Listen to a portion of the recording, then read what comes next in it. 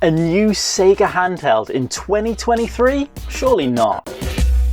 The past few years have seen non-stop releases of retro gaming handhelds and just handhelds in general. There seems to be a new handheld either coming out or announced pretty much every single week, if not every single month. And most of these handhelds seem to focus on similar areas, whether it's the retro gaming handheld scene or whether it's the gaming PC scene, which makes it incredibly difficult for any one single handheld to stand out. And that's why sometimes we see gimmicks of micro consoles or consoles that look like controllers just trying to stand out and make themselves noticed amongst the crowd. But every so often a handheld console comes out or gets announced that stands out because it's genuinely unique, or it really taps into something that makes us retro gamers. And that's exactly what the SEGA-DBS is. First of all, it's carrying the Sega brand, the Sonic mascot, and that instantly taps into our nostalgia, something we're so familiar with and something we love so much, but also something we haven't seen in ages. Any genuinely new hardware with the Sega name on it. And although the Mario and Sonic debate will rage for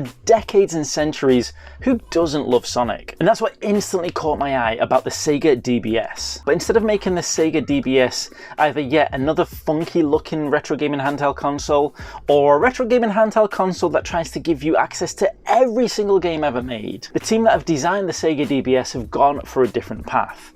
They've gone for the route of minimalism and functionality. Now, first off, the design similarities between the SEGA-DBS and the Playdate are very noticeable. They have a similar kind of size, form factor, similar looking screen, and they even have a funky little button on the side, whereas with the Playdate it was a mechanical crank. With the SEGA-DBS it looks to be some kind of button or flip switch. And although the core idea of the Playdate and the SEGA-DBS do share some similarities, they differ quite a lot. Because the SEGA-DBS focuses on minimalism, focusing down on 3 core games that come loaded onto the console. Now, for some of us that might not seem a lot, but for most of my fellow retro gaming handheld enthusiasts, how many of us have actually put in a solid amount of time into any one single game? Let's be honest, most of us just dip into a game here and there, never actually really fully put our attention into any one game.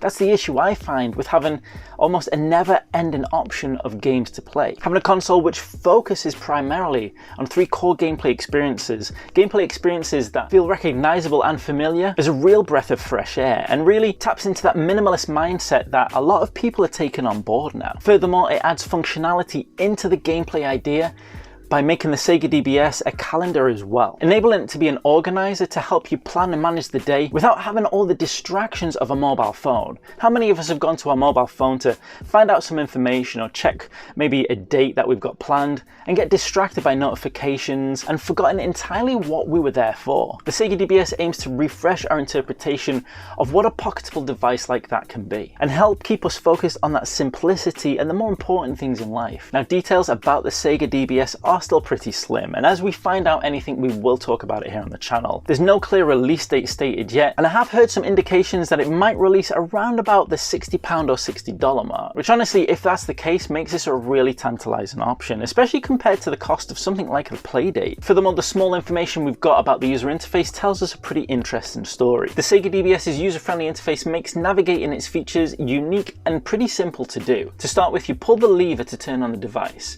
The home screen appears, and then you're greeted with our good old buddy Sonic, who seems to act as a guide through the SEGA-DBS experience. But the SEGA-DBS goes beyond just being a simple calendar, because it transforms mundane calendar notifications into a playful and engaging experience by incorporating elements of retro arcades. So to schedule an event, users would guide Sonic towards the left, simulating his movement towards the designated window.